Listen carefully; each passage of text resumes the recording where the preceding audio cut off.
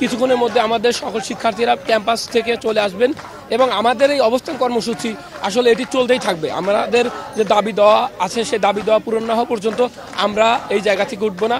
আমরা আমাদের যৌক্তিক যে দাবি সেই দাবি দেওয়াগুলো ইনশাল্লাহ এখান থেকে পূরণ করে নিয়ে যাব। আমাদের আবাসিক ভাতা চাই এবং আমাদের হল চাই। যতদিন পর্যন্ত না চলছে ততদিন পর্যন্ত আমরা আন্দোলন চালিয়ে যাচ্ছি এবং জুম্মার পর আমরা গণ অনশনে বসতে যাচ্ছি।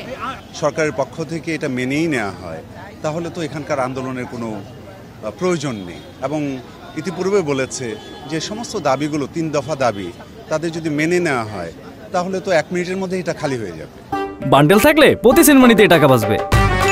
বিকাশ সেনমানি বান্ডেল কিনে জিতুন প্রতি লেনদেনে। টোটাল জাতির সমস্যা যেটা, যারা আসলে এগিয়ে যেতে চায় তাদের এগিয়ে যেতে দেওয়া হয় না, আর অনেকে না চাইতেই অনেক কিছু পেয়ে যায়।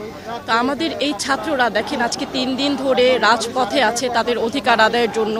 তারা মার খাচ্ছে, তারা রোদে পড়ছে, বৃষ্টিতে ভিজছে, কিন্তু এখন পর্যন্ত আমরা সেরকম সদিচ্ছা বা আন্তরিকতা কোনোটাই এখন পর্যন্ত দেখতে পারি নাই। এখানে শিক্ষার্থীদের আন্দোলন করতে আছে শিক্ষার্থীদের দাবি নিয়ে।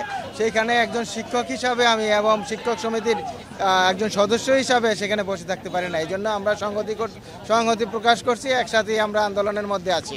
অবশ্যই এখানে শিক্ষকরা ছাত্রদের পাশে আছে, সেটা 3:30 থেকে 3:30টার মধ্যে গণ অনশন শুরু হবে ছাত্রদের। জগন্নাথ যে শিক্ষা প্রতিষ্ঠান, এটি নিয়ে যে পরিমাণ ষড়যন্ত্র হয়েছে, পৃথিবীর আর কোনো শিক্ষা প্রতিষ্ঠান নিয়ে এত বেশি ষড়যন্ত্র হয় না।